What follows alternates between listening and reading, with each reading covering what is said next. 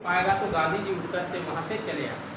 जब गांधी जी चले आते हैं, जब ब्रिटिश अगर देखा जाए तो ईस्ट द्वितीय गोलमेज सम्मेलन जो है इन्हीं के कारण फिर असफल हो। गांधी जी जब भारत आते हैं, भारत में क्या होता है, इनका सबको ये अच्छे से स्वागत करता है।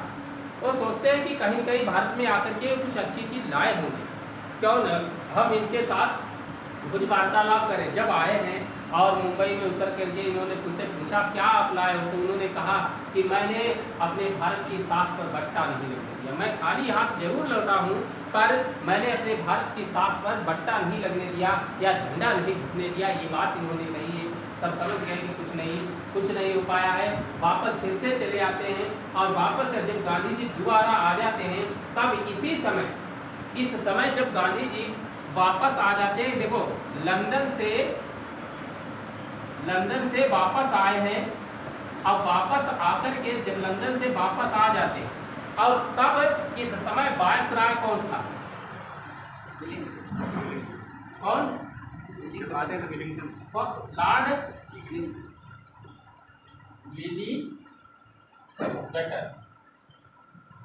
तब तक वायसराय बदल चुके। लॉर्ड विलिंगटन क्या हुआ? वायसराय आ गए। ठीक, लॉर्ड विलिंगटन जो आए वायसराय बन गए। जैसे भारत आते हैं तो शिमला समझौता हुआ था किसके बीच? शिमला समझौता तो बहुत आगे है, 1945। अच्छा, डेट अब वो बताओ, सन बताओ कितना शिमला समझौता कब हुआ? 1945। नहीं, अभी पीछे कौन सा समझौता करवाया था? गांधी इरविन समझौता। हाँ, शिमला सम्मेलन की बात करूँगी। गांधी इरविन समझौता 5 मार्च 1931 5 मार्च 1931 को गांधी इरविन समझौता हुआ। गांधी इरविन समझौता जैसे हुआ तो केवल शर्त यही तो रखी गई थी कि कांग्रेस इसमें भाग लेगी द्वितीय गोलमेज में। और जब भाग लेने के लिए तैयार हो गए, भाग लेने गए भी और सभी शर्तें मान ली। जब द्वितीय गोलमेज सम्मेलन असफल हो गया, असफल होने के बाद गांधी जी जब वापस आए हैं, तो यहीं पर वापस आने पर वायसराय ने जितने भी गांधी इरविन समझौते के द्वारा जो समझौता हुआ था, अगर हम ऐसे कहें गांधी इरविन समझौता, अब क्या हो जाएगा? रद्द हो गया। ठीक, गांधी इरविन समझौता है पहली बार रद्द कर दिया वायसराय विलिंगटन। दूसरी बात, गांधी जी वायसराय ने जो गांधी जी हैं इन विलिंगटन से मिलने गए। ठीक, मिलने गए, लेकिन विलिंगटन ने क्या किया? मिलने से इनकार किया, कहा मैं नहीं मिलूंगा। जब वापस देखो, पहले गांधी इरविन समझौता क्यों हुआ? ताकि सरकार और भारतीय की जनता के बीच सामंजस्य स्थापित हो। लेकिन यहाँ पर जब मानने से इनकार कर दिया, जब वही असफल हो गया, तो क्या वो बनाए रखे? उन्होंने भी मना कर दिया। तब लॉर्ड गांधी जी पर जब आए हैं भारत में आकर के, जब इन्होंने देखा समझौता रद्द हो चुका है, तब वो लॉर्ड विलिंगटन से मिलने गए, लेकिन विलिंगटन ने मिलने से मना कर दिया, कहा मैं नहीं मिलूंगा। तब गांधी जी ने क्या किया? द्वितीय सविनय अवज्ञा आंदोलन, द्वितीय सविनय अवज्ञा आंदोलन शुरू करने के लिए प्रारंभ करने की घोषणा। ठीक, द्वितीय सविनय अवज्ञा आंदोलन प्रारंभ करने की उन्होंने घोषणा। अब द्वितीय सविनय अवज्ञा आंदोलन घोषणा कर दी। तृतीय गोलमेज सम्मेलन में कांग्रेस ने तृतीय गोलमेज सम्मेलन में भाग नहीं लिया। अम्बेडकर व उनके प्रतिनिधि शामिल हुए, लेकिन तृतीय गोलमेज सम्मेलन में सदस्यों की संख्या 49। तृतीय गोलमेज सम्मेलन में जिन्ना को बुलाया नहीं गया। ये चाहे तो नोट कर लेना, बाकी कोई चीज नोट करने वाली नहीं है। तृतीय गोलमेज सम्मेलन में जिन्ना को बुलाया ही नहीं गया था, उनको मना नहीं गया। केवल उन्हीं लोगों को बुलाना गया था जिन लोगों के साथ केवल सरकार उन्हीं लोगों का बुलाना चाहती थी जो सरकार का विरोध मिला, उन्हीं लोगों को बुलाया, लेकिन वो भी असफल रहा था। उधर इस समय भारत सचिव कौन है तृतीय गोलमेज सम्मेलन के समय? अच्छा, द्वितीय गोलमेज सम्मेलन के कौन? सैमुअल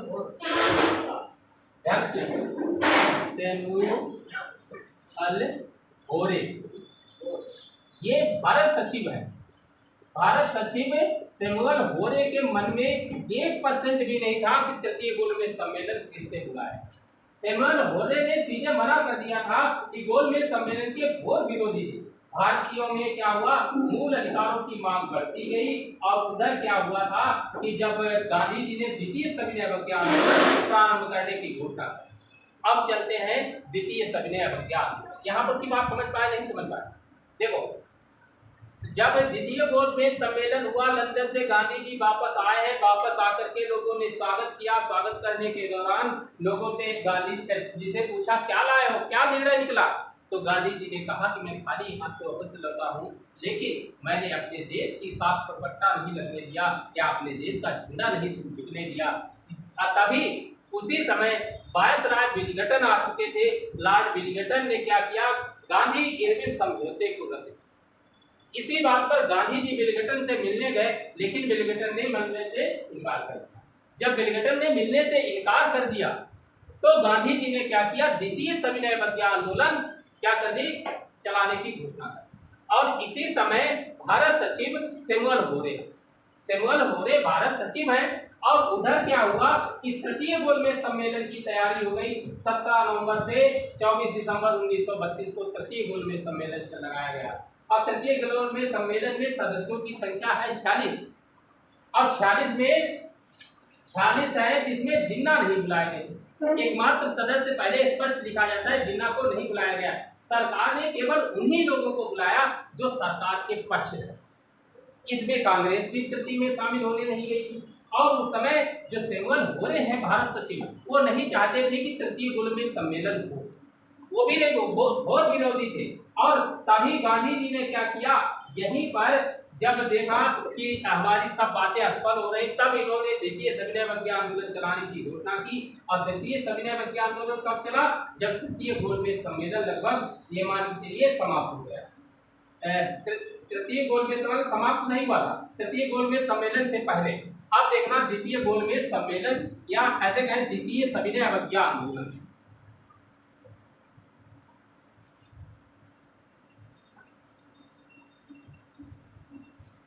द्वितीय सविनय अवज्ञा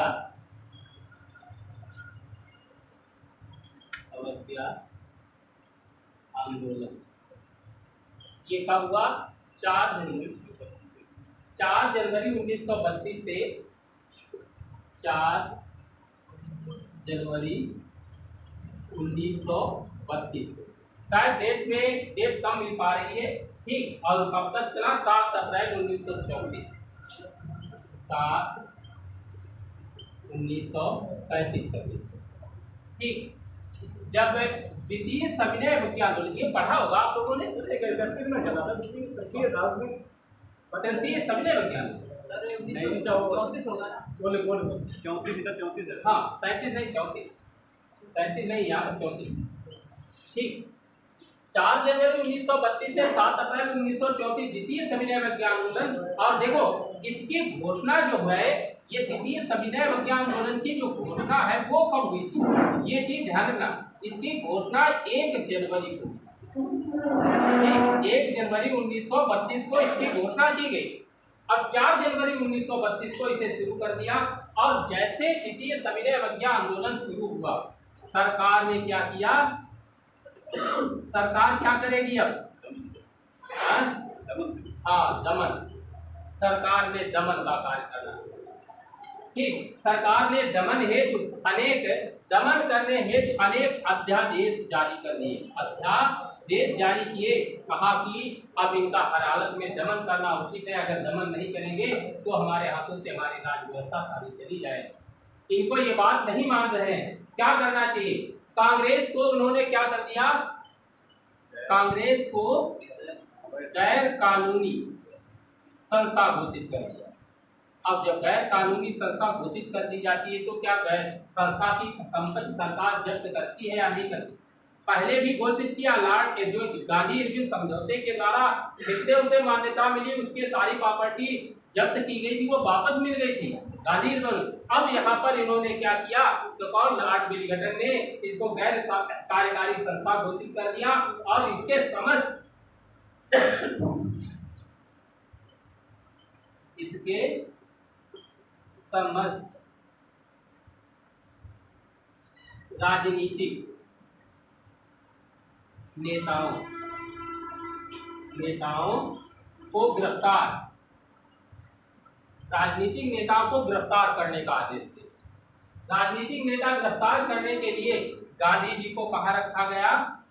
अब गांधी जी को गिरफ्तार करके पूना में कौन सी जेल पड़ती है? यरबदा जेल में बंद कर दिया गया। अब द्वितीय सविनय अवज्ञा आंदोलन चल रहा, गांधी जी को पकड़ करके कहाँ बंद कर दिया? यरबदा जेल। इस काल को, जो ये काल है, इस काल को शासन काल का अध्यादेश का काल कहा जाता है। ऐसे कहें, इस काल को अध्यादेश शासन काल कहा जाता है। इस काल को अध्यादेश का शासन काल कहा जाता है। ठीक, जो ये समय है सबसे ज्यादा, जितनी भी ब्रिटिश शासन व्यवस्था रही है, सबसे ज्यादा शासन व्यवस्था में अध्यादेश लाने का जो समय है वो यही समय है। इसी समय सबसे ज्यादा अध्यादेश लागू किए गए थे और इसी अध्यादेश, तभी इस समय इस काल को अध्यादेश का शासन काल कहा जाता है। ठीक, अध्यादेश का शासन काल कहा जाता है इस समय। और तभी क्या हुआ था, जब उधर दलितों के लिए अगर बात करें, डॉक्टर भीमराव अंबेडकर ने अलग निर्वाचन पद्धति की बात उठाई और उधर कोशिश लगातार चल रही। और उधर जब देखा, जब इसके अंदर इन्होंने जब इसमें शामिल भी जब देखा कि लगातार ये पूना में बंद है और उधर अंबेडकर सांप्रदायिक, आपने नाम सुना होगा सांप्रदायिक पाचार्य या पूना पे गांधी और अंबेडकर के लिए। जब अंबेडकर के लिए अलग निर्वाचन पद्धति की बात आती तो अंग्रेजों ने साथ देना शुरू कर दिया कि आपके लिए कि अलग निर्वाचन पद्धति बना, अलग 3 देश बने, एक पाकिस्तान, दूसरा एक दलितों के लिए स्थान रहेगा, देश का नाम भूले है क्या नाम रखा था, और तीसरा ऐसा भारत। 3 देश बने। लेकिन उधर इन्होंने क्या किया, गांधी जी ने उपवास रखना शुरू कर दिया। और तब जाकर के जब उपवास रखना शुरू कर दिया, अब लोगों को दिक्कत हो गई। ठीक, पूना समझौता में अगर देखा जाए, जो सांप्रदायिक यरबदा जेल में जब ये बंद है तो मदन मोहन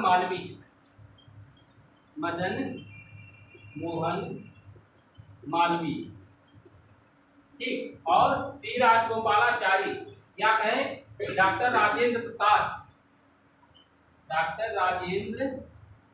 प्रसाद, सी राजगोपालाचारी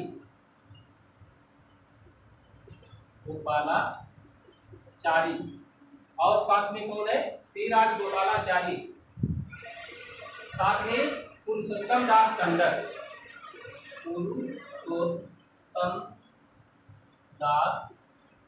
टंडन।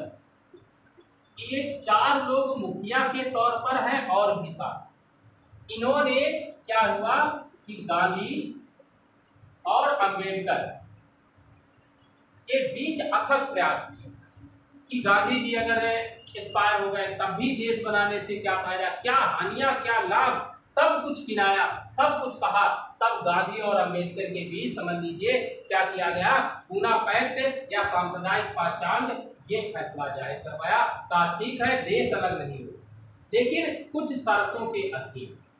कुछ शर्तें ये रखी कि 16 अगस्त 1932 को, 16 अगस्त 1932 को सांप्रदायिक पंचायत या पूना समझौता, इस समझौते पर गांधी और अंबेडकर के हस्ताक्षर, दोनों अलग अलग। हाँ, इसे घोषणा 16 अगस्त 1932 को सांप्रदायिक पहचान व पूना पैक्ट या कहे कि जाट पंचम ने सांप्रदायिक, देखो यहाँ पर हमारी बात समझना, 16 अगस्त 1932 को सांप्रदायिक पहचान घोषित किया गया। इसमें जॉर्ज पंचम, ठीक, जॉर्ज पंचम ने सांप्रदायिक पाचांट की घोषणा की। हमारी बात समझना, सांप्रदायिक पाचांट की घोषणा की और इसके तहत दलित वर्ग को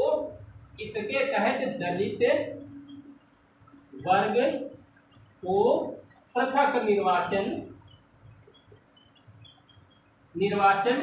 की घोषणा कर दी गई, प्रचंड निर्वाचन पद्धति की अलग देश बना।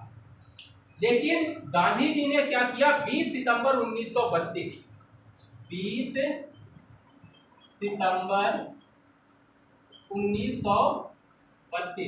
देखो 16 अगस्त को घोषणा हुई, 20 सितंबर 1932 को पूना की जेल में ही अनशन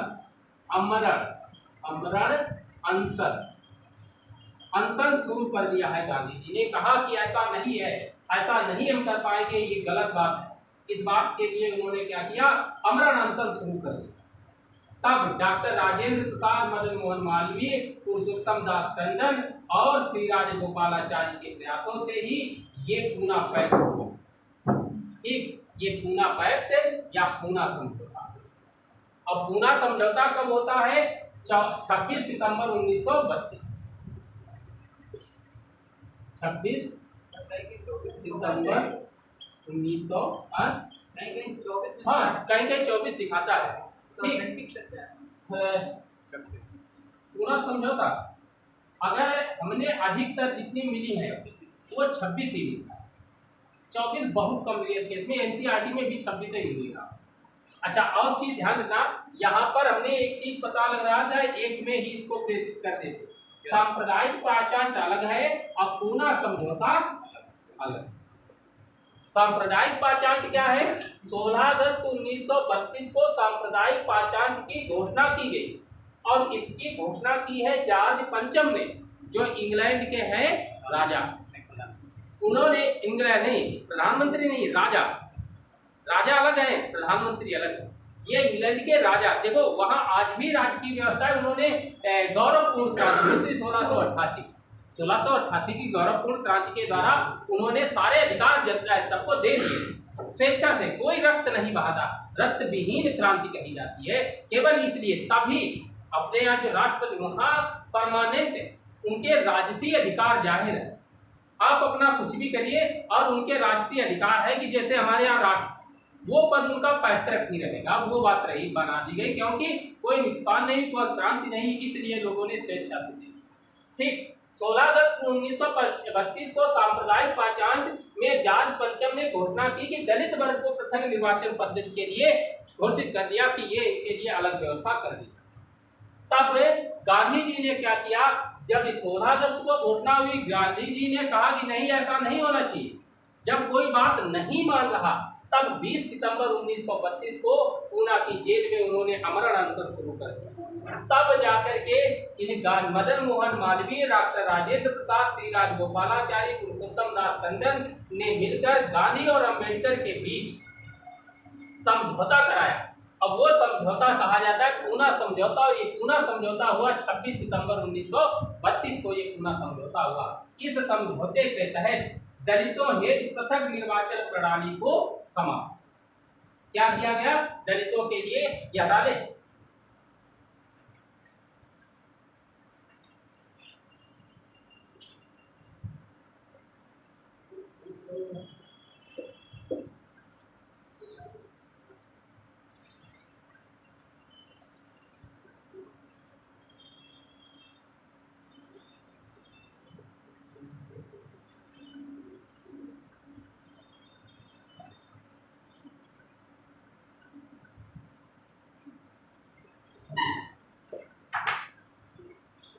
छब्बीस सितंबर 1932 पूना समझौता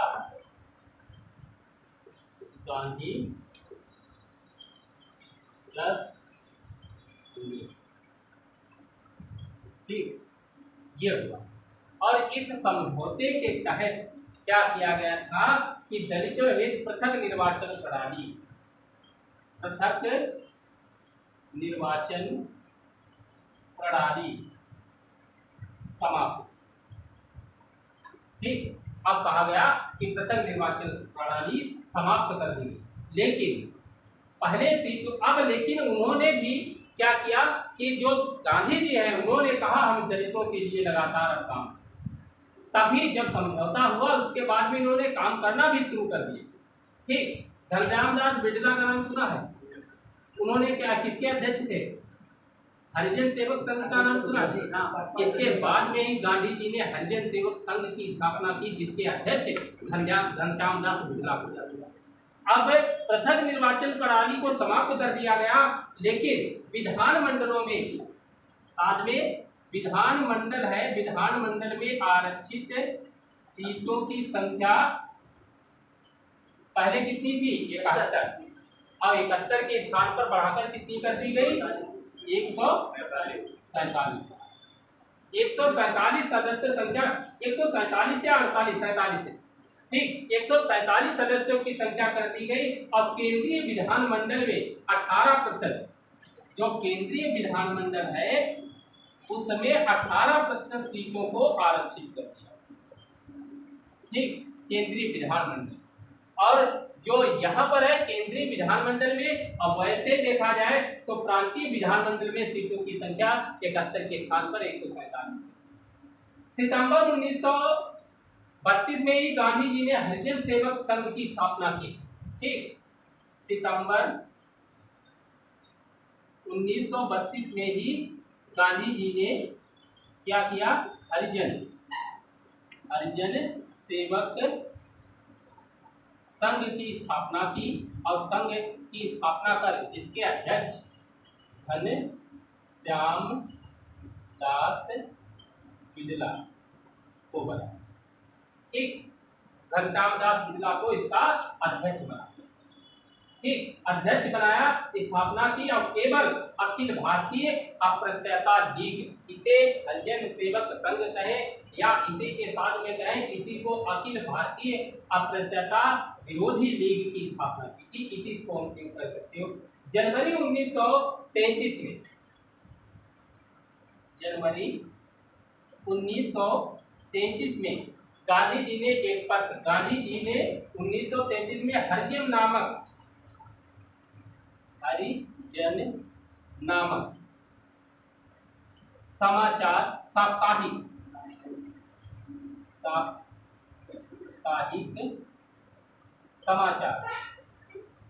समाचार पत्र का प्रकाशन, ठीक, समाचार पत्र का प्रकाशन प्रारंभ किया।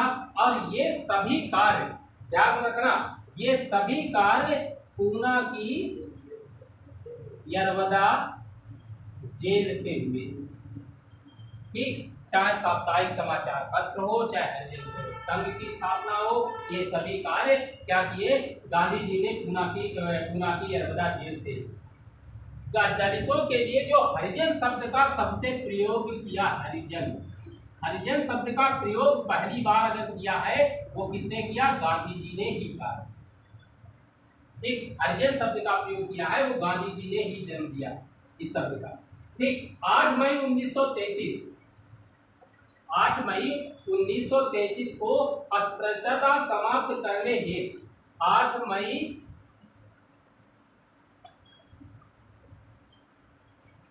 1933 को अस्पृश्यता को समाप्त करने हेतु गांधी जी ने 21 दिन का उपवास रखा था, ठीक। गांधी जी ने अस्पृश्यता को समाप्त करने के लिए क्या किया था? उपवास रखा था। और उपवास प्रारंभ किया जब गांधी जी ने उपवास यहाँ पर रखा, तब सरकार हो गई परेशान।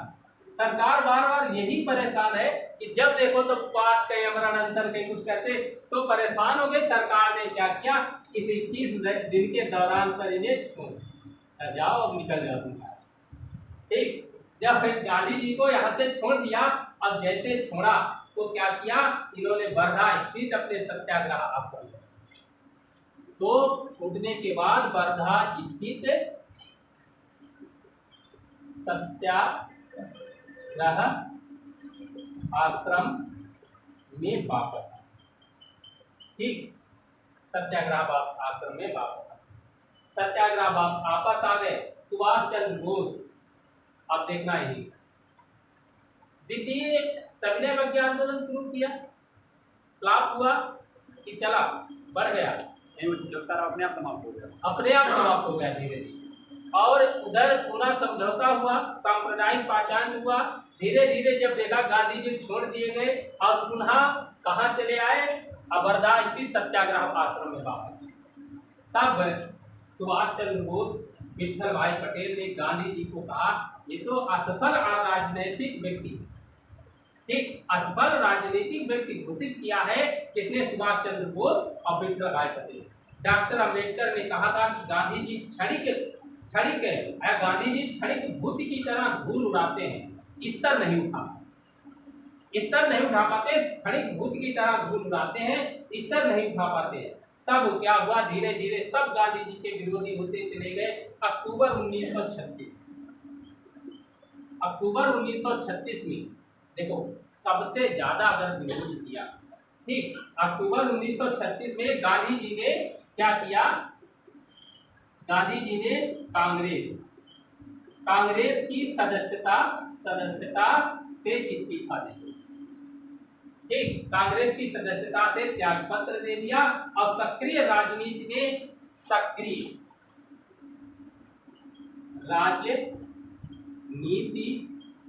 से संन्यास लेने की घोषणा,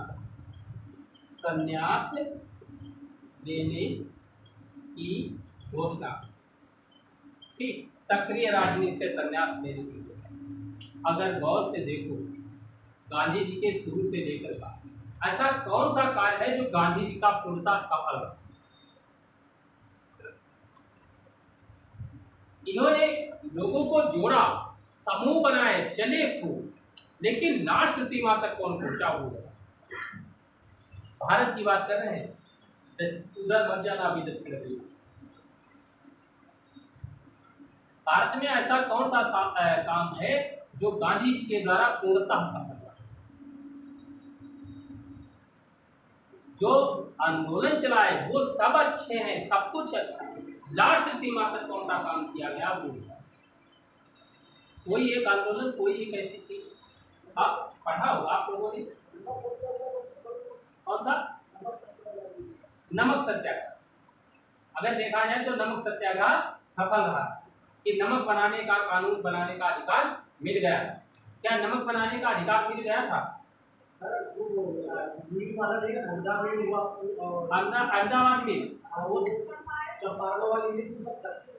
देखो अहमदाबाद मिल की बात की जाए तो अहमदाबाद तो मिल मालिक है और उसमें सरकार कहाँ, क्षेत्रीय स्तर के, वो तो क्षेत्रीय है। तिलकटिया पद्धति में इनको क्या हुआ था, तिलकटिया पद्धति में 3 अगर गहराई से किताब को, तभी मैं बार बार कहता हूँ कि सामाजिक थी, हम ये नहीं कह रहे कि अस्पष्ट है, लेकिन तिलकटिया पद्धति में जो नील की खेती की, जो 3/3 भाग पर नील की खेती की जाती थी, उधर वहां भी तो रंगों का प्रयोग होने लगा, जिसके कारण यहाँ पर बात आती है तब धीरे से समाप्त हुआ, लेकिन पूर्णता कहाँ समाप्त हो पाया। तिलकटिया पद्धति में समाप्त तो किया गया, लेकिन उधर भी तो जरूरत खत्म हो चुकी थी। और बताओ, अच्छा और कौन सा बताया आपने? देखो अगर देखा जाए तो सक्रिय राजनीति में जो बाहुल देखा जाए तो सबसे ज्यादा गांधी जी का नाम इन सभी चीजों के लिए लिया जाता है। उन्होंने राजनीति में लास्ट में सरकार साथ पूरा नहीं देती वो अलग बात, लेकिन अंतिम समय में कार्य किया। जो लास्ट वाली बात आती है आज़ादी, यहाँ पर जरूर जब क्या बात आती है, हिंसा का प्रवेश, जैसे हिंसा प्रवेश करती है गांधी जी पीछे आए, अब इसीलिए ये सारे नेता इनसे नाराज हुए। अगर गौर से देखें हिंसा जरूर प्रवेश, देखो पूरी देश आप ही कह दो कि हरदोई में सारे लोग हम एक ऐसा संगठन चलाएंगे कोई भी हिंसा नहीं करे, क्या गारंटी लेते हो? जिसमें 1 लाख आदमी शामिल हो, जरूरी नहीं कि हर आदमी आपके जैसा, कोई न कोई हिंसा तो कर सकता है। अब जब हिंसा प्रवेश कर जाती है, गांधी जी समझाते समझाते लोग थक जाते हैं, तब उन्होंने हिंसा जैसे प्रवेश हुई तो उसी को पीछे छोड़ दिया। यहाँ पर बात द्वितीय सविनय अवज्ञा आंदोलन में, तब तक उधर से देश के बंटवारे की बात आने लगी, उनको कुछ आज़ादी की बात मिलने लगती है। तब देखा कि कांग्रेस में भी सब लोग गांधी जी का सबसे ज्यादा विरोध कर रहे हैं, उसमें सुभाष चंद्र बोस और साथ में कौन, विठल भाई पटेल, ये दोनों लोगों ने तो मिलकर के असफल राजनीतिक व्यक्ति ही घोषित कर दिया है, तब गांधी जी गुस्से में आकर के समझ लीजिए ऐसे कहें कि अब हम कुछ नहीं करेंगे, उन्होंने कांग्रेस की सदस्यता से इस्तीफा दे दिया, अब सक्रिय राजनीति से संन्यास ले। अब देखना, सक्रिय राजनीति से संन्यास लेने के बाद ही असली लड़ाई शुरू होती है। अब यहीं से समझ लीजिए कि सुभाष चंद्र बोस की जिंदगी में तूफान खड़ा होने वाला है। गांधी जी को असफल राजनीतिक व्यक्तित्व घोषित किया। अगर देखा जाए सुभाष चंद्र बोस और जवाहरलाल नेहरू, इन दोनों लोगों की सबसे अच्छी जोड़ी जमती थी और चलती थी, जो दोनों की एक ही बात। लेकिन जवाहरलाल नेहरू जब सुभाष चंद्र के साथ रहते तो सुभाष चंद्र की बात को ही मानते, और जब गांधी जी के पास आते तो गांधी जी की बात मानते। गांधी जी ने क्या किया, इन दोनों के गुटों को एक को तोड़ने की कोशिश की और जवाहरलाल नेहरू को अपना उत्तराधिकारी घोषित कर। जब उनको अपना उत्तराधिकारी घोषित कर दिया तो समझ लीजिए गांधी जी के तो जैसे जैसे जाने अब उनको सुभाष चंद्र बोस को। चलिए पहले आगे क्या हुआ कि जब गांधी जी ने सदस्यता से त्याग पत्र दे दिया, उधर कांग्रेस का त्रिपुरी संकट, ऐसे कह सकते हैं, कांग्रेस का त्रिपुरी संकट। देखो 1938 में तो उन्होंने त्याग पत्र दे दिया, 1938 में हरिपुरा ये नाम सुना होगा। 1938 में कांग्रेस का हरिपुरा जो पड़ता है, ये कहाँ पड़ता है, गुजरात। हरिपुरा कहाँ पड़ता है, गुजरात। ठीक, 1938 में हरिपुरा गुजरात में कांग्रेस का क्या हुआ था, अधिवेशन हुआ। इसके अध्यक्ष कौन थे,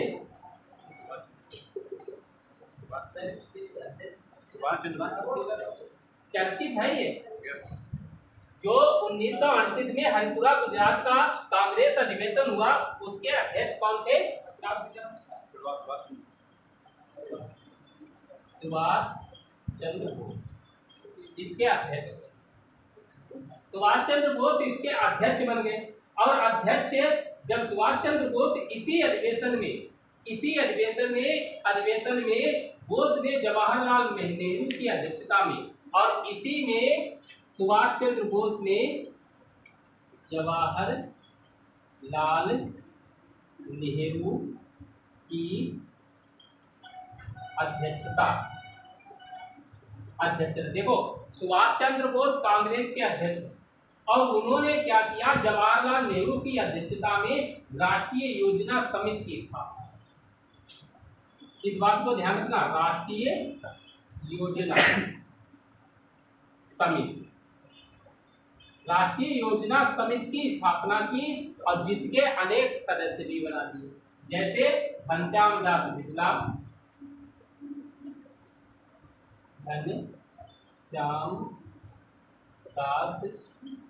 बिरला, लाला श्रीनिवास,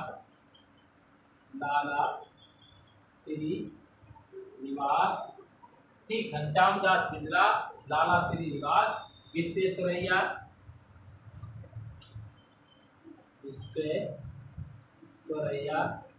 विश्वेश्वरैया, अन्य भी सदस्य इसमें शामिल थे। ठीक, विश्वेश्वरैया आज सबको शामिल कर लिया, और योजना समिति के माध्यम से इन्होंने कहा कि कैसे क्या करना है कांग्रेस को। राष्ट्रीय योजना समिति का अध्यक्ष जवाहरलाल नेहरू को बना करके कांग्रेस के सारे अधिकार और सब कुछ चलने लगे। सुभाष चंद्र बोस ने सोचा 1938 में तो हम अध्यक्ष हैं, ऐसा करते हैं कि कांग्रेस के माध्यम से अब हमारी कार्रवाई अच्छे से चलने लगी। तो 1939 में इन सब लोगों का बहुमत और सब लोगों का मन भी था कि फिर से सुभाष चंद्र बोस को ही अध्यक्ष बना दिया जाए। उधर क्या हुआ, त्रिपुरी अधिवेशन,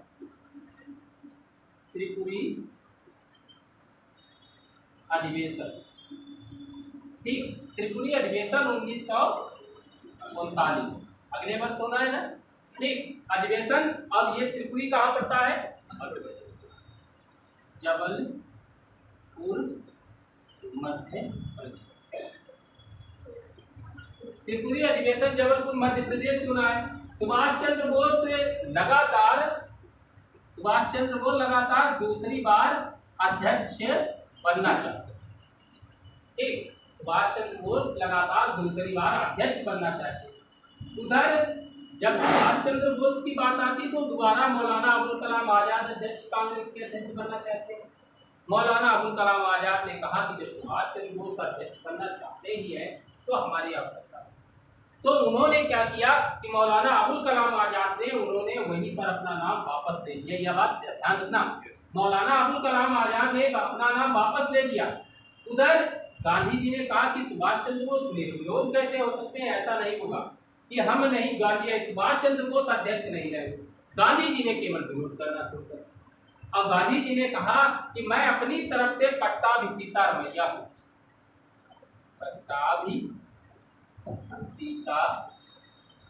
रमैया को अपना क्या किया, दावेदार घोषित कर पट्टाभिषिक्ता रमैया को अध्यक्ष पद हेतु चुनाव में खड़ा कर दिया। इधर पट्टाभिषिक्ता रमैया को सीधे गांधी जी ने ही खड़ा किया।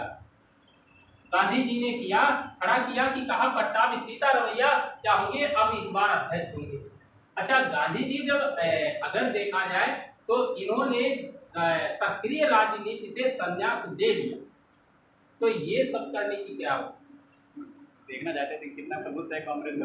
अभी ये वो बात करना कि अभी हमारा प्रभुत्व कितना, संन्यास लेने के बाद ये बात हालात आया। पट्टाभिषिक्ता रमैया को खड़ा कर दिया और कहा पट्टाभिषिक्ता रमैया ही हमारी तरफ से। अब चुनाव में भगदड़ मच गई, आखिर क्या किया है। सब लोगों ने कहा कि गांधी सुभाष चंद्र बोस को अगर देखा जाए सुभाष चंद्र बोस भी कह रहे हैं कि बताओ तो हम ही बैठ जाए, क्या करें, लेकिन नहीं, गांधी जी अड़िग रहे कि नहीं, पट्टाभिषिक्ता रमैया नहीं। तो गांधी जी ने, सुभाष चंद्र बोस ने देखो ओजस्वी भाषण कि तेजपुर भाषण और ओजस्वी भाषण, और वहां जनता को सब कुछ दिखाया और दिखा करके उन्होंने वास्तविक जनता, सब कांग्रेस के जितने सदस्य थे वो सुभाष चंद्र बोस की तरफ थे। और उन्होंने क्या किया, जब चुनाव हुआ, चुनाव में विजयी कौन रहा, सुभाष चंद्र बोस। तो गांधी जी ने सीधे कहा पट्टाभिषिक्ता रमैया की हार मेरी हार। सीधे उन्होंने कहा पट्टाभिषिक्ता रमैया की हार हमारी हार, अपनी हार उन्होंने बताया। ठीक, ये बात बताई गांधी जी। अब देखो गांधी जी कर भी क्या सकते हैं, सुभाष चंद्र बोस तो विजय। हालांकि सुभाष चंद्र बोस यहाँ पर गलती करते, उन्होंने क्या किया कि बोस ने कांग्रेस की कार्यकारिणी में नियुक्ति का जिम्मा, सुभाष चंद्र बोस ने जो इसमें कार्यकारिणी है, कांग्रेस में कार्यकारिणी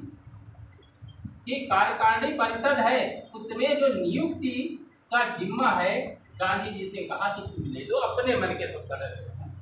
अध्यक्ष में हो गया तो क्या हुआ, तुम अपने मन के सब अपने सदस्य बना लो, क्या दिक्कत जाती है। हमें तो काम ही करना है, कोई भी आएगा वो काम करेगा, अध्यक्ष हम है तो सदस्य तुम अपने बना लो कार्यकारिणी परिषद के, वही काम करते रहेंगे, अध्यक्ष हम बने रहेंगे। तो गांधी जी को जब जिम्मा दिया, देखिए क्या हुआ, जब कोई प्रतिक्रिया नहीं, गांधी जी ने फिर भी मानने कभी एक तरफ भी इधर उधर नहीं लाया, कोई प्रतिक्रिया नहीं।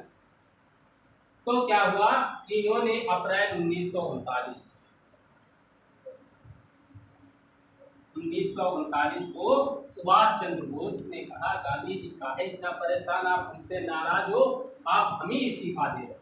उन्होंने कांग्रेस अध्यक्ष से इस्तीफा। देखो सुभाष चंद्र बोस ने गांधी जी के साथ अच्छा किया। गांधी जी अगर देखा जाए, सुभाष चंद्र बोस उस समय सभी नेताओं में उभरते हुए नेता और सबसे अच्छे नेता अगर देखा जाए, एक क्या कहा जाता है, ICS की परीक्षा भी पास की, सब कुछ किया, अच्छे से नेता और अच्छा से कार्य भी कर रहे हैं। गांधी जी, सुभाष चंद्र बोस ने क्या किया, सुभाष चंद्र बोस ने देखा कि गांधी जी ये सब नाराज हो रहे हैं, ऐसा करिए कि इस्तीफा दे दीजिए। उन्होंने इस्तीफा दे दिया, इस्तीफा पद दे दिया, कहा कि जाओ तुम अपना अध्यक्ष बना लो जाके पट्टाभिषिक्ता। गांधी जी फिर भी नानुकुल नहीं, उनको चाहिए दुनिया और चले उन्हीं की, लेकिन कुछ दिखाई भी न पड़े, कुछ करना भी न पड़े। यहाँ पर इन्होंने क्या किया, जब गांधी जी इस्तीफा दे दिया, और तब गांधी जी के चहेते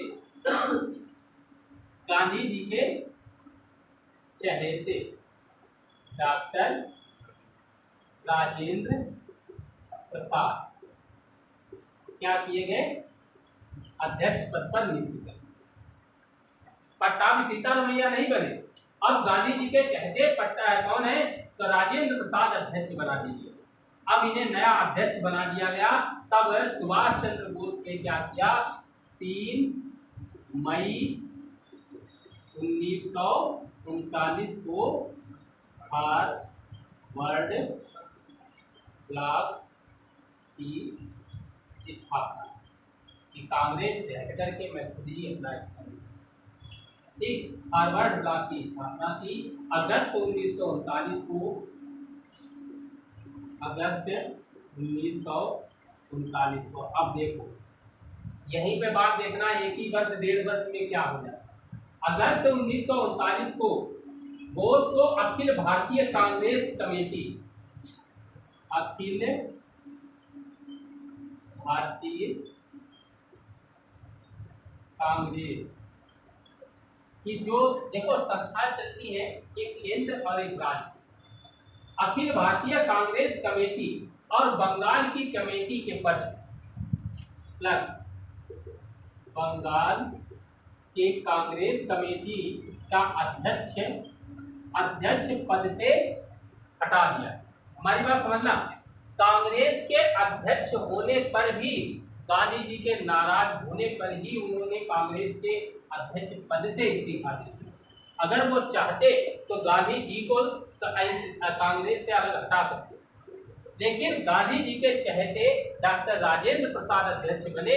अब बंद होने के बाद उन्होंने हार्वर्ड ब्लॉक की स्थापना की और उसके बाद अगस्त 1939 में अखिल भारतीय कांग्रेस, जो उनके दूसरे अध्यक्ष, और बंगाल में जो अखिल भारतीय कांग्रेस जैसे एक केंद्रीय राज्य स्तरीय अध्यक्ष पद भी उनके पद से उन्हें हटा दिया।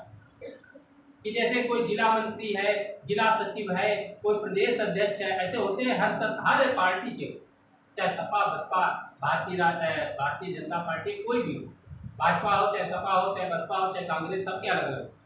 तो उन्हें क्या हुआ, बंगाल के अध्यक्ष पद से भी इन्हें हटा दिया गया।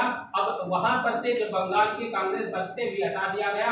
फिर कांग्रेस के धीरे धीरे कांग्रेस के सभी पद हुए।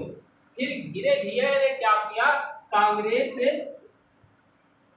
के सभी पदों से हटा करके अब 3 वर्ष तक इन्हें किसी भी प्रकार कांग्रेस में अनुमति आयोग ताकि 3 वर्ष तक कांग्रेस में ये अयोग्य कि किसी भी बेस पर कांग्रेस में भर्ती नहीं। अब 3 वर्ष के लिए अब देखो यहीं पर से सुभाष चंद्र बोस का ये अंतराल कांग्रेस से। अब वो अगर देखा जाए कांग्रेस के सदस्य बनने लायक नहीं है। जो व्यक्ति अध्यक्ष बन चुका है वो कांग्रेस का सदस्य बनने लायक नहीं है। यही हालात बदले हैं और ये सब कार्य किया है किसने, गांधी। और किसके किया है, इनके चहते राजेंद्र प्रसाद के द्वारा अध्यक्ष करवा रहे, वो कर रहे। कहा नहीं, बिहार का गांधी कौन है, बिहार का गांधी डॉक्टर गांधी। जब इनको अगले आयोग घोषित कर दिया गया, फिर 17/1/1941 क्या हटा ले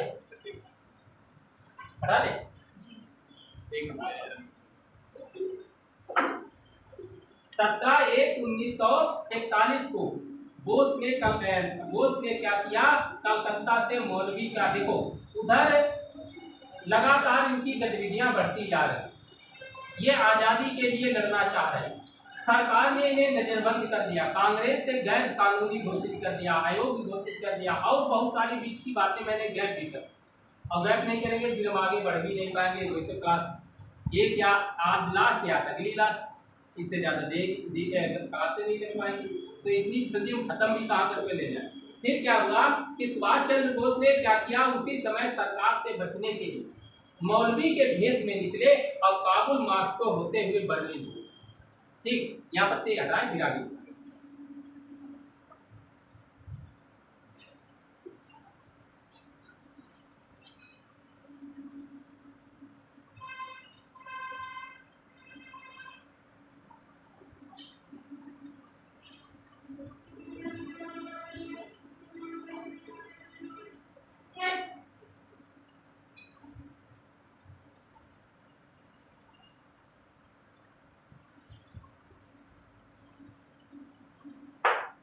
17/1/1941 गांधी जी देखो गतिविधियां जारी हैं।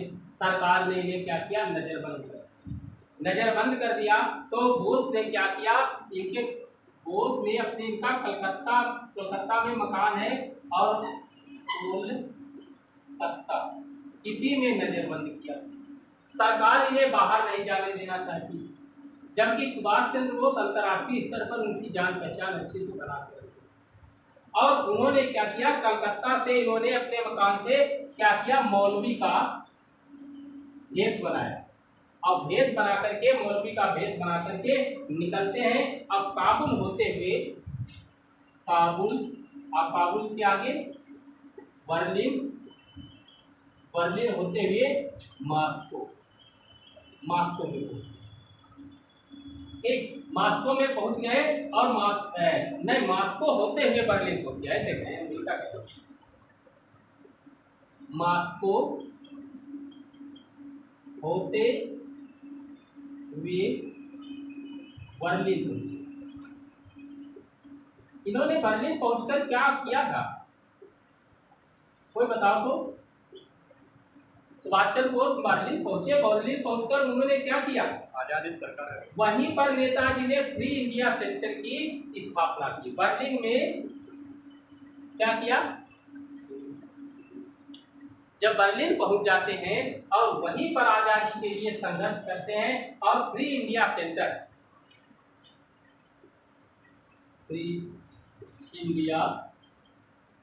सेंटर की स्थापना। ठीक, फ्री इंडिया सेंटर की जब वहां पर स्थापना कर और स्थापना करने के बाद जो जून 1943 में क्या किया, हिटलर की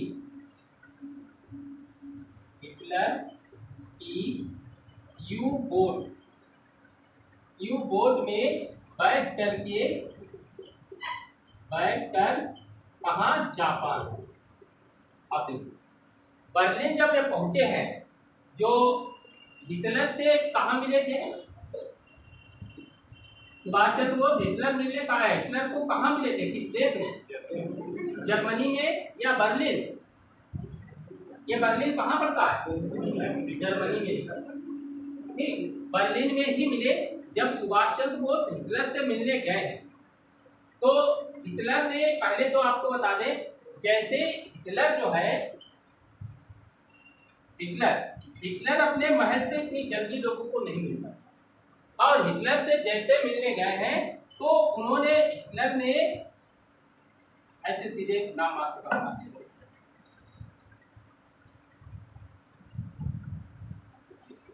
ठीक, इन्होंने एक दूसरे के पहले हिटलर अपने सेम हमशक्ल का एक व्यक्ति आता है और सुभाष चंद्र बोस से मिलता है और कहते हैं कि मैं हिटलर हूँ, बताइए नेताजी क्या है। तो जैसे हिटलर ने जैसे नेता उनसे मिले सेम वैसे, तो सुभाष चंद्र बोस ने कहा हिटलर कहाँ है, वो उनसे मिलना।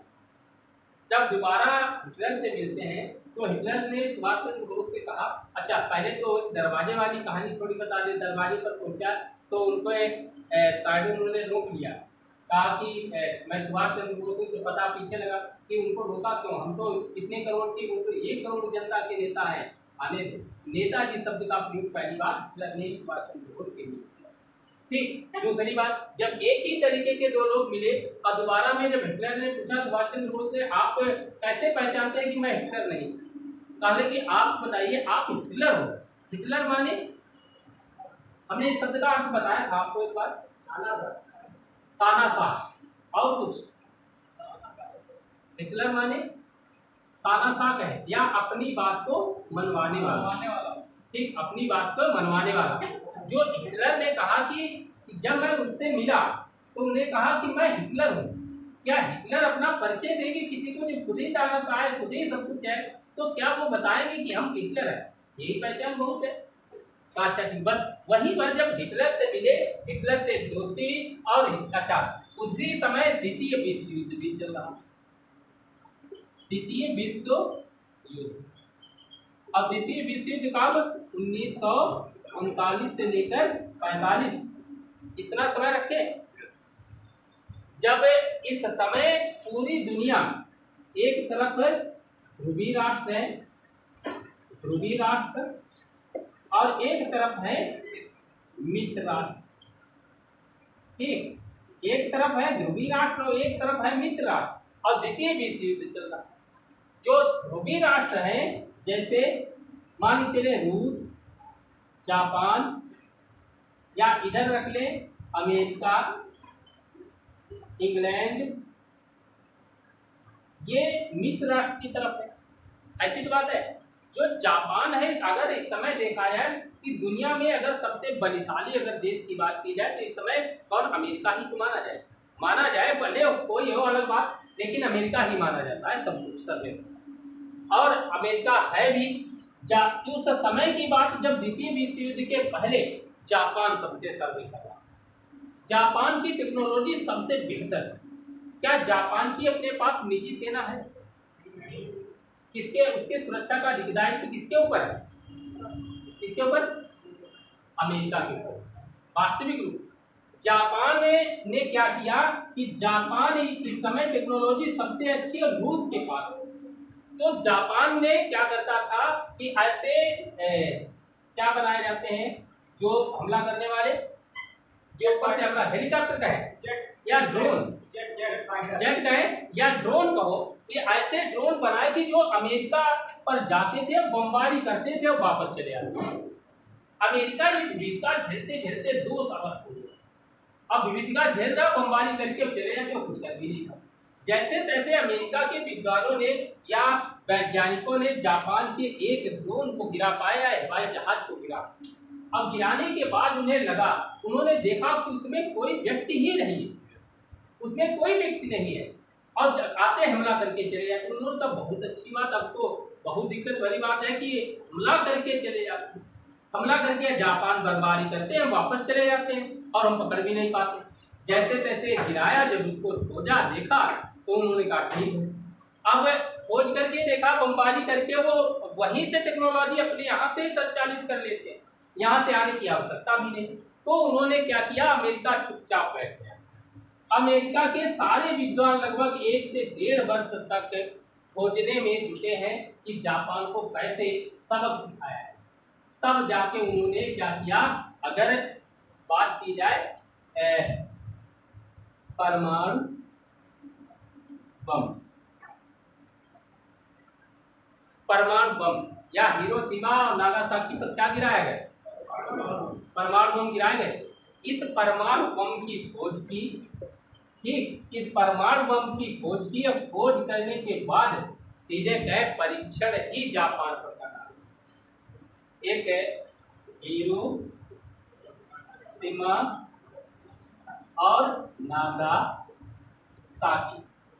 ठीक, हिरोशिमा परमाणु बम है 6 अगस्त और नागा का मतलब 9 अगस्त। ठीक, ये ट्रिक भी समझ लेना, नागा मतलब 9 अगस्त, बचा कौन, हिरोशिमा, जो ये हो जाएगा 6। अब नागा का मतलब 9 अगस्त 1945 अगस्त है। ठीक, 9 अगस्त 1945 इसको पहला परमाणु बम ये गिराया गया, लेकिन जापान ने हथियार नहीं डाला और अभी अपनी और बहुत तेजी से बाढ़ कर दी और बमबारी बढ़ने लगा। जैसे नुकसान हुआ तो जैसे लोग खिसिया नहीं जाते हैं, चिड़चिड़ापन उत्पन्न, ऐसे ये भी कि अच्छा हमारा इतना विनाश किया, तो तुरंत नागासाकी पर फिर से उन्होंने हमला करके फिर परमाणु बम गिरा। अब देखा जाए तो वहाँ की जनता तहस नहस कर डाली, आज भी इसका प्रभाव है। तो तहस नहस कर डाली जब देखा, जब तब जापान अपने आप हथियार गिरा, उसने हाथ खड़े कर लिए, कहा कि मैं नहीं लड़ पाऊंगा और हम पराजय स्वीकार किए।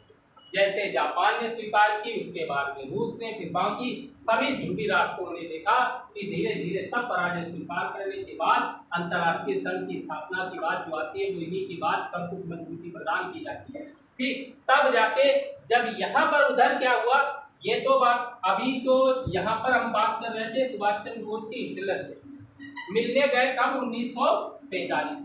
उसी समय जब हिटलर जापान जा रहे यूरोप में बैठ करके और उस समय देखो तब जापान जीत रहा, इंग्लैंड मित्र राष्ट्र की तरफ, मित्र राष्ट्र का मतलब इंग्लैंड है और हम भी कब कहाँ होंगे, मित्र राष्ट्र की तरफ भी तो होंगे। और ये कहा है, ये सुभाष चंद्र बोस ध्रुवीय राष्ट्र की तरफ अपना हाथ फैलाया और ध्रुवीय राष्ट्र की तरफ गए तो जापान के क्या करता है कि यहाँ ये भी डर लग रहा कि ऐसा न हो इंग्लैंड के बहाने जापान हम पर भारत पर हमला करे। भारतीय नेताओं को ये भी तो डर था कि इंग्लैंड के बहाने हम पर भी हमला कर दे और हम इंग्लैंड वाले चले जाए, हम जापानियों के गुलाम बन जाए। गांधी जी ने अभी तक बात कही थी कि हमें अपने हाल पर छोड़ दो, भले आप कुछ ना कर सको लेकिन मुझे ऐसे ही छोड़ दो, तब भी मुक्ति व्यवस्था करनी। इधर क्या हुआ कि उधर जैसे ही इन्होंने जो क्या किया, जापान पहुंचे और जापान पहुंच करके जब जापान पहुंच जाते हैं और जापान पहुंच करके उन्होंने स्प्रिंग टाइगर, जून 1943 में स्प्रिंग टाइगर न्यूज ऑफ टाइलेस्टाई की लिखित पुस्तक है सुभाष चंद्र बोस की जो जीवनी है, उस पर पुस्तक में ये बात मिलती है। वहीं जापान में जाकर के आजाद हिंद फौज का नाम सुना है, नहीं सुना है? आजाद हिंद फौज का नाम, आजाद हिंद फौज की स्थापना की बात की जाती है। पहले तो वहां पर चलते हैं, इनको यहीं पर बात छोड़ दे कि इनकी बात पूरी करवाएं, सुभाष चंद्र बोस की बात पूरी करवाएं कि कुछ और पूरा करवाएं कि उधर चले।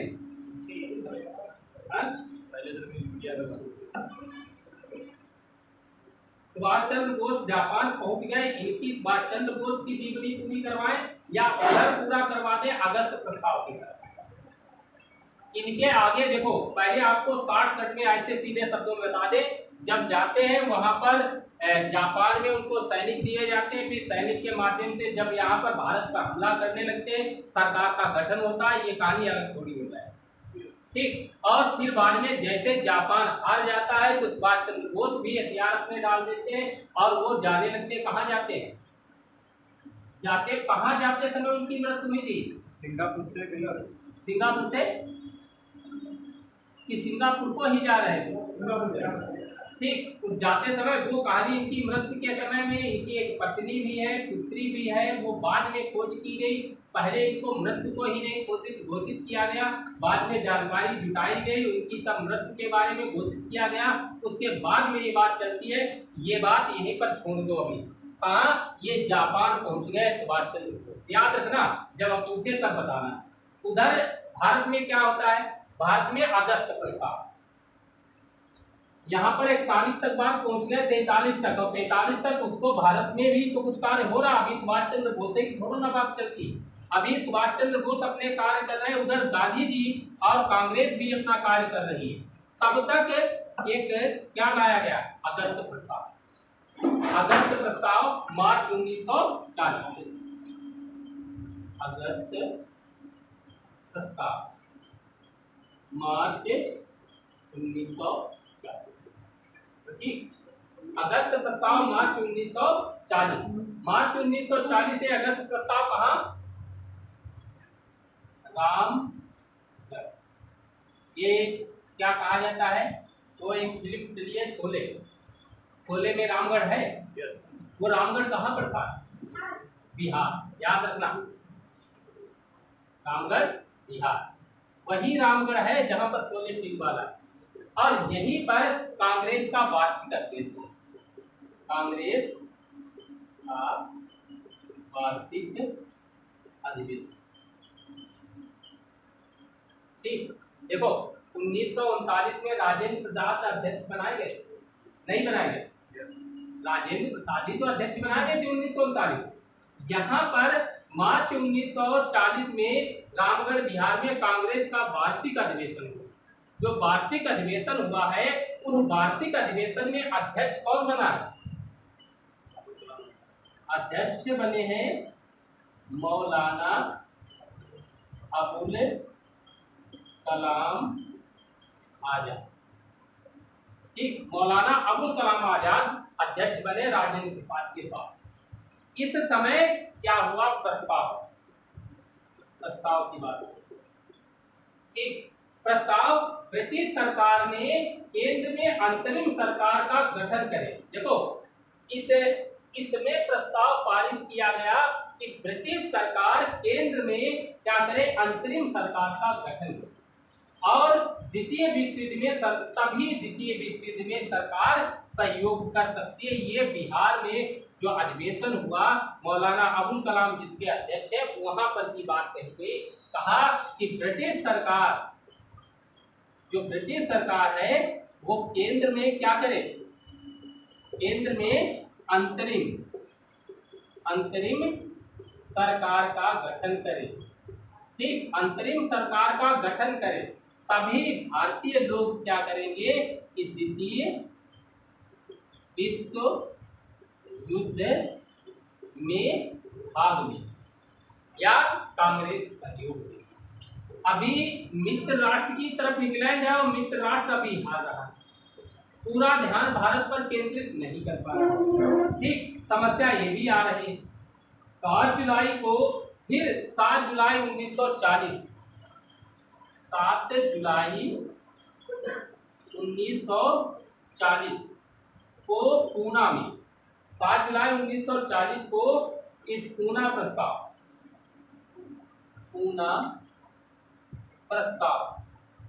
प्रस्ताव के द्वारा इस बात को फिर से दोहराया गया। ठीक, पूना कांग्रेस का पूना प्रस्ताव आया है, उसमें इस बात को फिर से दोबारा इस बात को दोहराया गया कि ब्रिटिश सरकार केंद्र में अंतरिम सरकार का गठन करे तो क्या करे, तब द्वितीय विश्व युद्ध में क्या करते हैं, भारतीय या कांग्रेस सहयोग कर सकते, अन्यथा कोई सहयोग की चांस नहीं है। अंतरिम सरकार के गठन की मांग को क्या किया, ब्रिटिश सरकार ने अस्वीकार किया। ब्रिटिश सरकार ने क्या किया, अस्वीकार कर दिया। और कब अस्वीकार किया, 8 अगस्त 1940 अंतरिम सरकार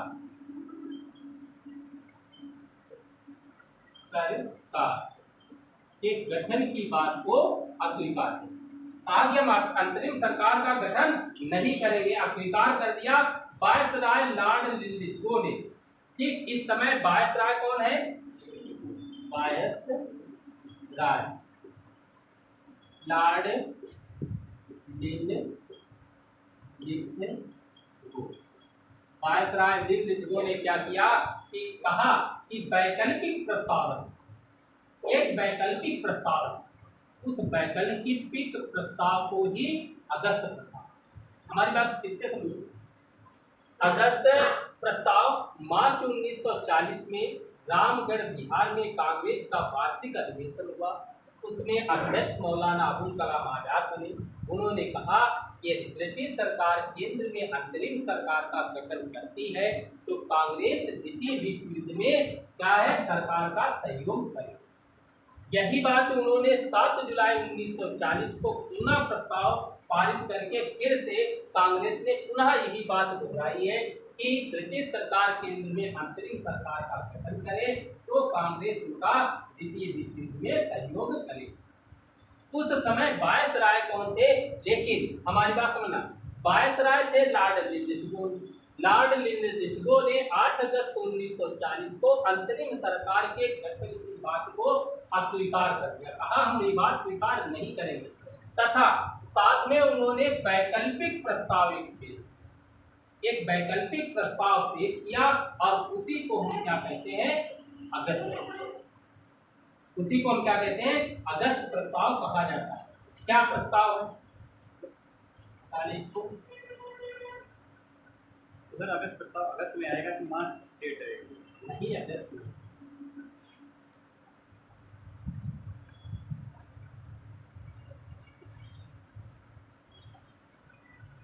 क्या किया उन्होंने, ये अगस्त प्रस्ताव क्या है,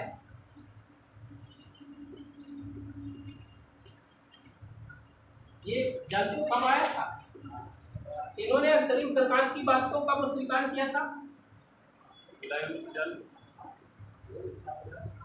कब लिखा था मैंने, 8 अगस्त 1940। 8 अगस्त 1940 को ही तो अगस्त वैकल्पिक प्रस्ताव दिया, अंतरिम सरकार की बात को अस्वीकार किया और यही अगस्त प्रस्ताव की बात को उन्होंने ये वैकल्पिक प्रस्ताव दिया और उसी को हम कहते हैं अगस्त प्रस्ताव। यही 8 अगस्त 1940 को ये अगस्त प्रस्ताव है। क्या इसमें दिया? नंबर 1 डोमेनियन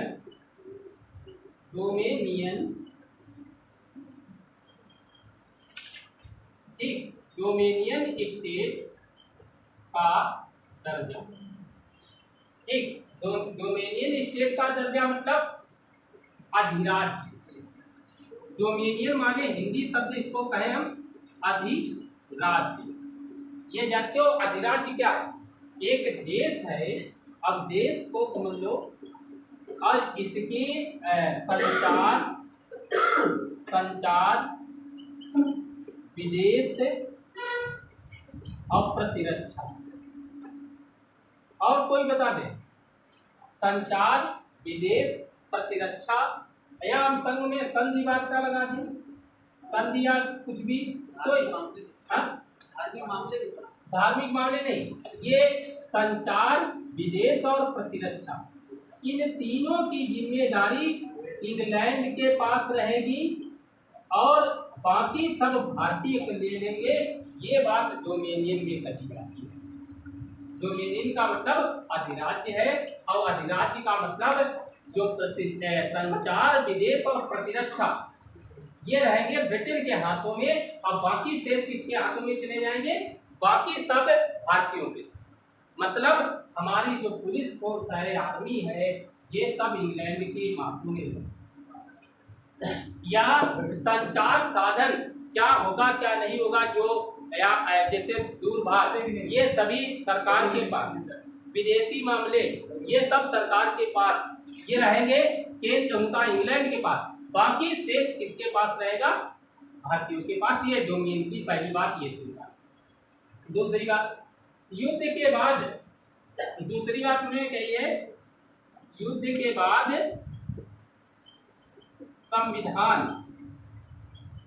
संविधान निर्मात्री सभा का गठन किया जाए।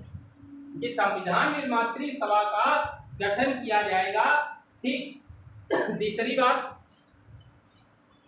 अल्पसंख्यकों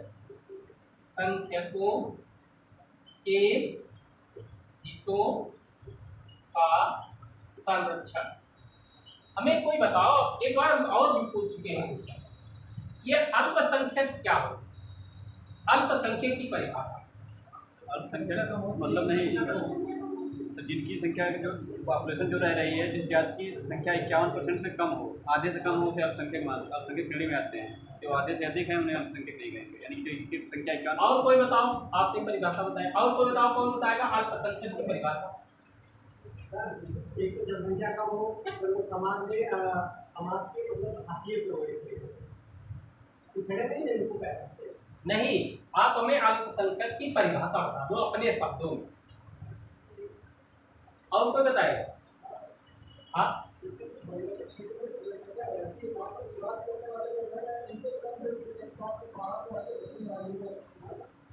किसी भी क्षेत्र में।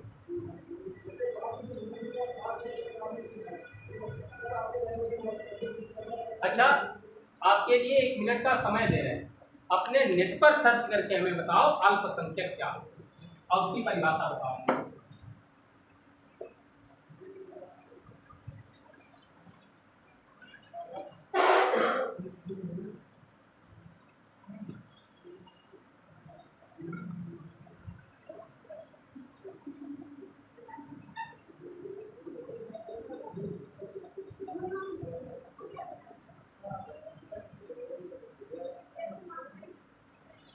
सर्च किया?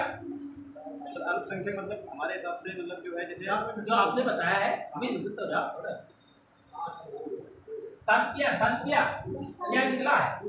ऐसा समुदाय जिसका सामाजिक, आर्थिक तथा राजनीतिक रूप से कोई प्रभाव ना हो और जिसकी आबादी नगण्य हो, उसे अल्पसंख्यक कहा जाता है। जिसकी आबादी नगण्य यानी कि तुलना हो, बहुत कम होना मत नगण्य हो, मतलब ना के बराबर हो, ऐसी बात है। समाजशास्त्र किसी ने पढ़ा है? समाजशास्त्र बीए में किसी के पास सब्जेक्ट कहा है समाजशास्त्र?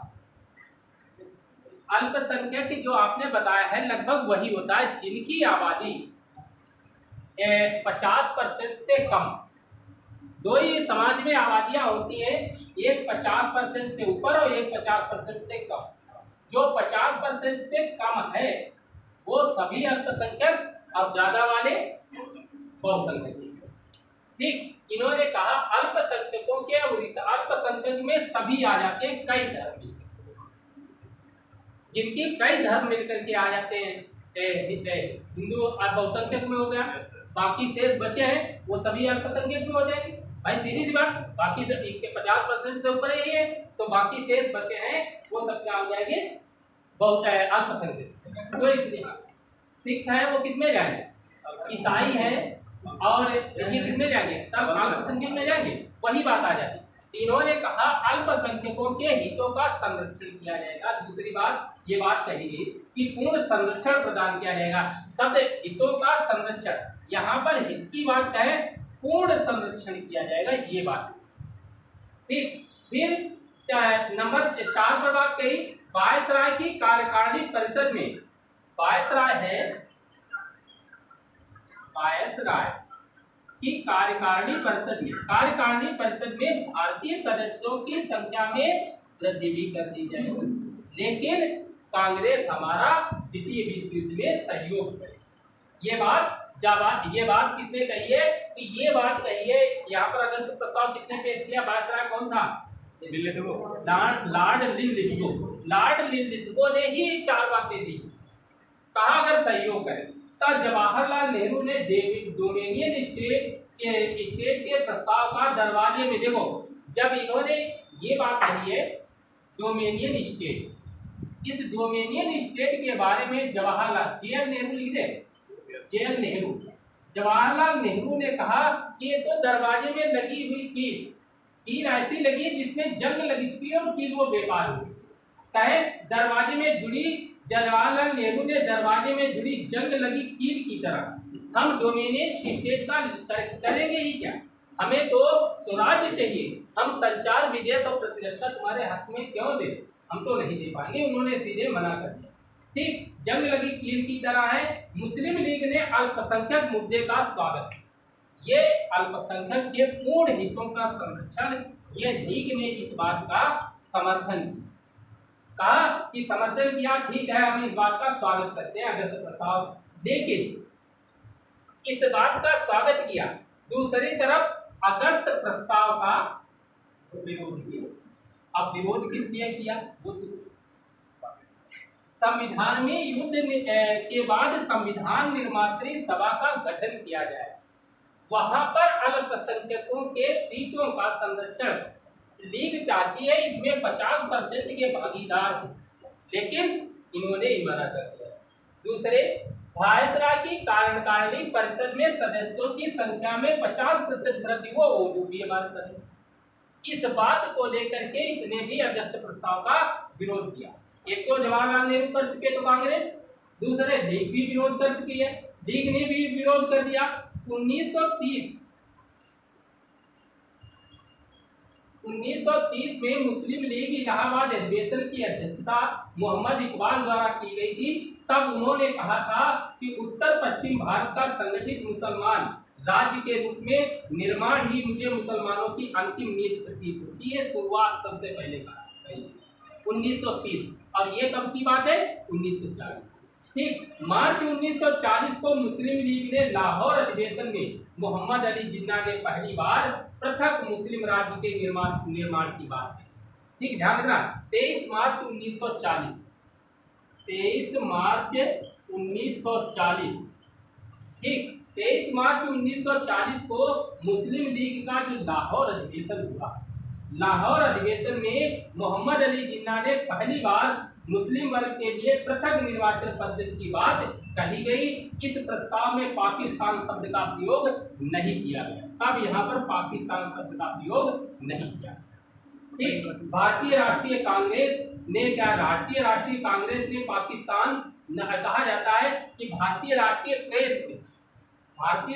प्रेस ने पाकिस्तान शब्द का प्रयोग किया या नाम, हालांकि ऐसा है, पाकिस्तान शब्द का जन्मदाता चौधरी रहमत अली। चौधरी रहमत अली। पाक की एक दिन खुलफार बताएंगे, पा माने पी माने और अफगानिस्तान। हाँ, ये पंजाब अफगानिस्तान ये क्षेत्र मिलाकर के पूरा बनता है पाकिस्तान। पाकिस्तान की खुलफार पता है कि नहीं पता है? एक दिन अच्छा बताएंगे, हमें पूरी याद नहीं है, उस दिन बताएंगे। वो क्षेत्रों के नाम है। पा माने पंजाब, ए माने अफगानिस्तान, ये क्षेत्र है, क्षेत्रों को मिला करके पूरा नाम बनता है पाकिस्तान। ठीक, तब पाकिस्तान का पूरा नाम आता है और पाकिस्तान के नाम के जन्मदाता है वो चौधरी रहमत अली। ठीक, चौधरी रहमत अली ने इस नाम लिया। तृतीय गोल में सम्मेलन के दौरान रहमत अली ने पाकिस्तान की बात कही थी और पर्चा भी जारी किए थे। तब उन्होंने कहा था अभी नहीं तो कभी। तृतीय गोल में सम्मेलन के दौरान भी बात कही हुई। अब देखो उधर क्या हुआ। गांधी जी अगस्त प्रस्ताव को भी अस्वीकार कर चुके हैं। अगस्त प्रस्ताव भी अस्वीकार कर चुके हैं। तब गांधी जी ने क्या किया? व्यक्तिगत सत्याग्रह। नाम सुना है व्यक्तिगत सत्याग्रह? कब चलाया गया? 17 अक्टूबर 1940। 17 अक्टूबर 1940 को व्यक्तिगत सत्याग्रह शुरू किया गया। कहाँ से? स्थान पवनार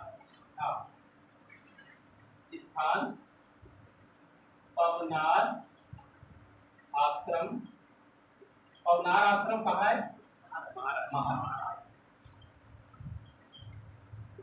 महाराष्ट्र से व्यक्तिगत सत्याग्रह। ठीक, व्यक्तिगत सत्याग्रह चलाया 17 अक्टूबर 1940।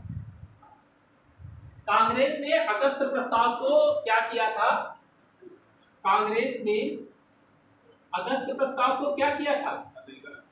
अस्वीकार। मुस्लिम लीग ने क्या किया था? उसने भी अस्वीकार कर दिया।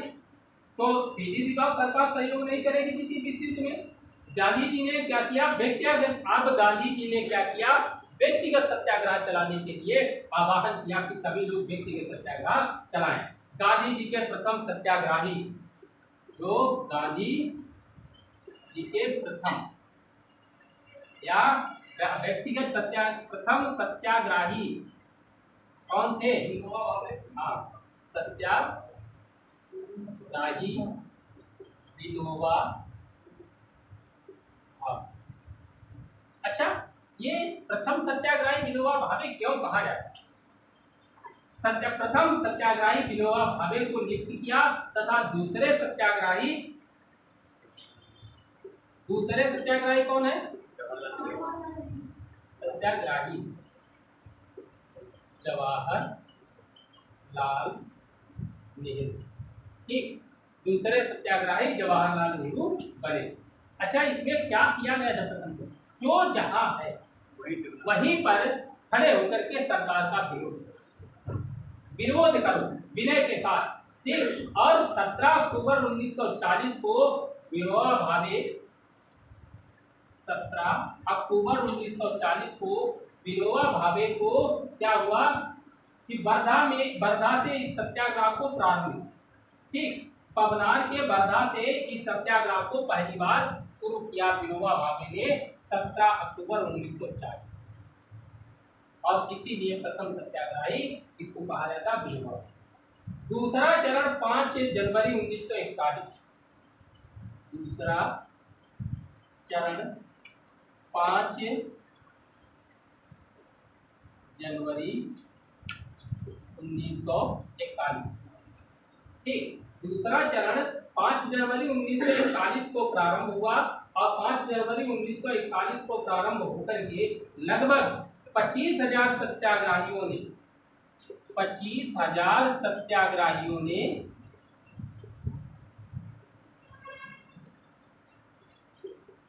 गिरफ्तारियां। दूसरे चरण, पहले चरण में कम थे, दूसरे चरण में और ज्यादा। सभी सत्याग्रहियों ने क्या किया कि युद्ध विरोधी भाषण, सबने कहा युद्ध में नहीं शामिल, युद्ध विरोधी भाषण दिए। 15 जनवरी 1941 को गांधी जी ने जवाहरलाल नेहरू को अपना उत्तराधिकारी घोषित। 15 जनवरी 1941 को गांधी जी ने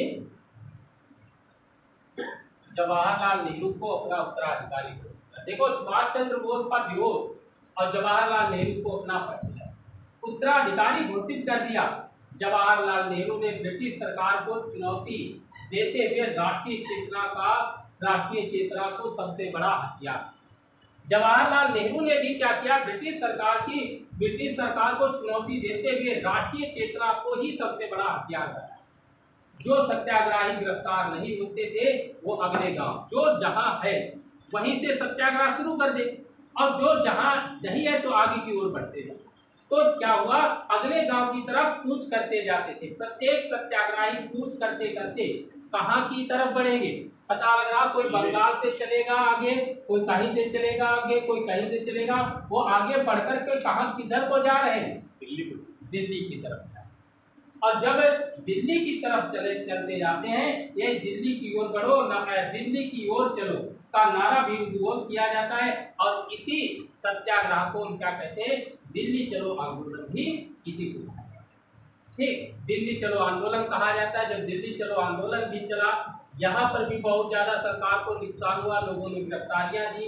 उधर तब सरकार परेशान होकर के क्या करती है, क्रिप्स मिशन 1942, तब क्या भेजा जाता है, क्रिप्स मिशन 1942। क्या इसको पढ़ा नहीं?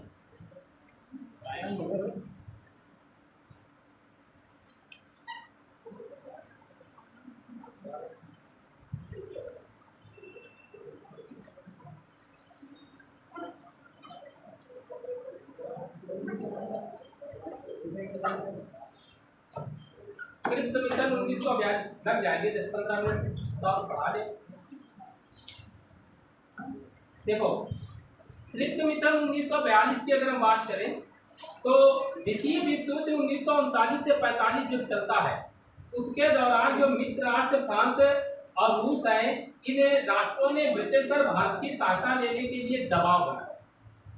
जब द्वितीय विश्व युद्ध चल रहा है उस समय फ्रांस और रूस जो मित्र राष्ट्र हैं, इन्होंने ब्रिटेन पर भारत से सहायता लेने का दबाव बनाया कि दबाव डालो कि भारत से सहायता लो। और ब्रिटेन के प्रधानमंत्री उस समय थे विंस्टन चर्चिल और संयुक्त राज्य अमेरिका के राष्ट्रपति डी रूजवेल्ट और चीन के राष्ट्रपति हैं चांग काई शेक। अगर हम बात कहें कि डी रूजवेल्ट और चांग काई शेक, इन्होंने अमेरिका और चीन ने ब्रिटेन पर दबाव डाला कि हमें किसी भी प्रकार से कुछ भी करो कि भारत का सहयोग मिला। लेकिन विंस्टन चर्चिल भी परेशान। चर्चिल ने भारत में राजनीतिक गतिरोध को समाप्त करने हेतु लेबर पार्टी के स्टेफोर्ड क्रिप्स को नेतृत्व के रूप में भारत भेजा। और जो भारत में वो कब पहुंचे हैं, 23 मार्च 1942 को भारत पहुंचा। और इन्होंने क्या किया, विभिन्न नेताओं से 23 मार्च 1942 को भारत पहुंचे और यहाँ आकर के विभिन्न नेताओं से संपर्क किया। और संपर्क करने के बाद उन्होंने कुछ जो बातें लिखी हैं, जो बात पेश की है, वो 30 मार्च 1942 को एक योजना अपनी प्रस्तुत की। उस योजना को ही क्या कहते हैं, क्रिप्स मिशन।